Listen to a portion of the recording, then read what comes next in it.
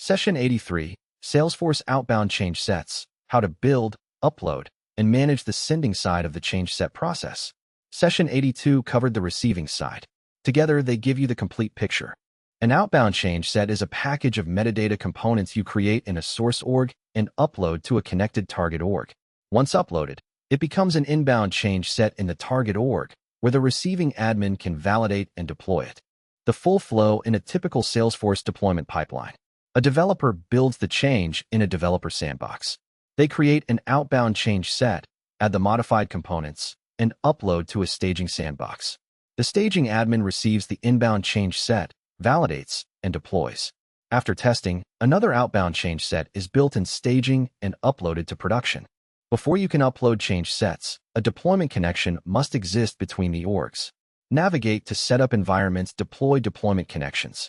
This page lists all orgs in your deployment chain and shows the current connection state for each direction. Setting up a deployment connection requires action on both sides. In the source org, click Allow next to the target org to enable outbound change sets in that direction.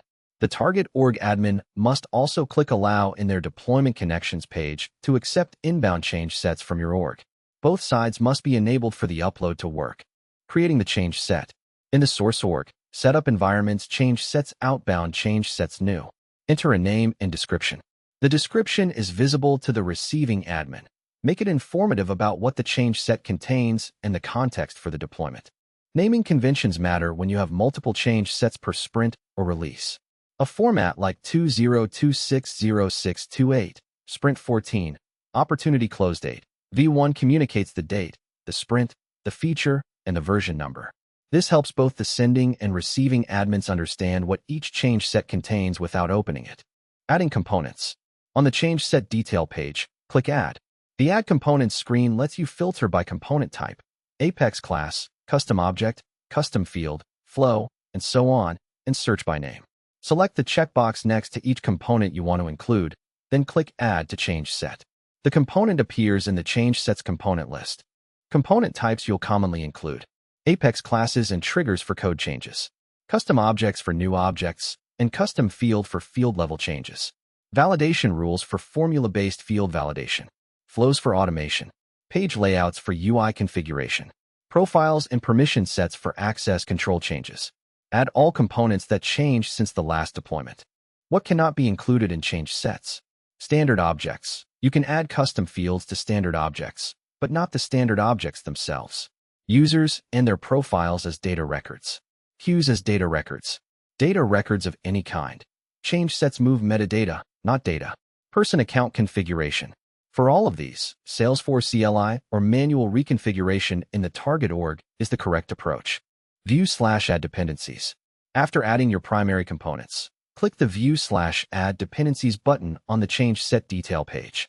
Salesforce analyzes the metadata graph of your included components and surfaces a list of dependent metadata items, things your components reference that should also be present in the target org for the deployment to succeed. Reviewing the dependencies list. For each item in the list, assess whether it already exists in the target org. If it exists, you don't need to include it. The deployment will work because the dependency is already satisfied. If it doesn't exist in the target org, add it to the change set. The automated checker doesn't catch everything. Manually check Apex classes that reference custom metadata types or custom settings, as these are frequently missed. Uploading the change set. When the component list is complete, click Upload. A dialog shows the target orgs available for this source org, orgs that have an active deployment connection. Select the target org and confirm. Salesforce initiates the upload. For small change sets, this takes seconds. Larger sets with many components may take a few minutes. What happens next? The change set appears in the target org's inbound change sets list.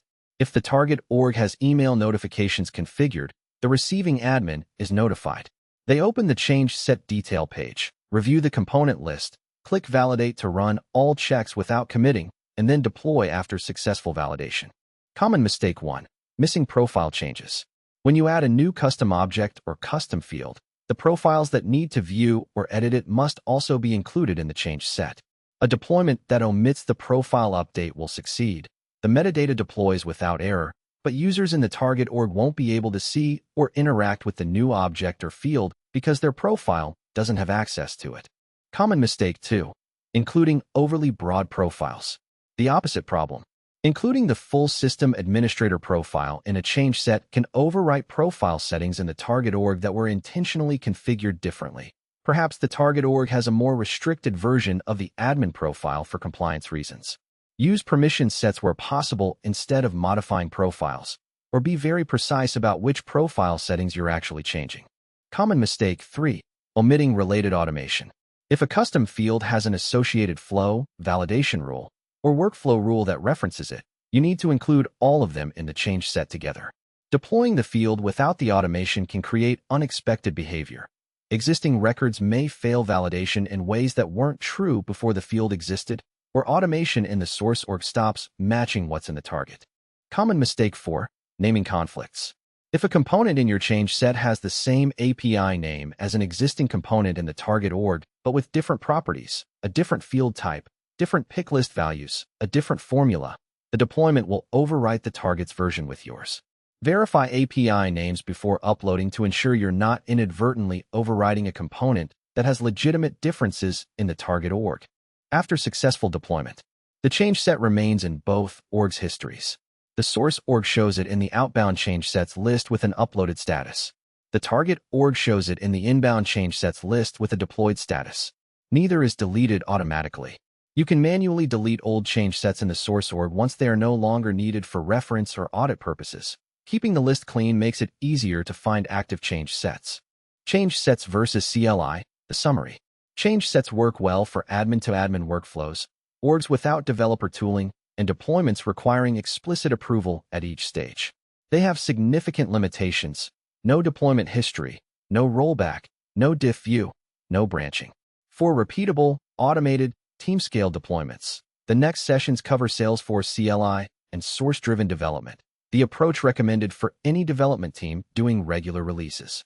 Session 83 complete.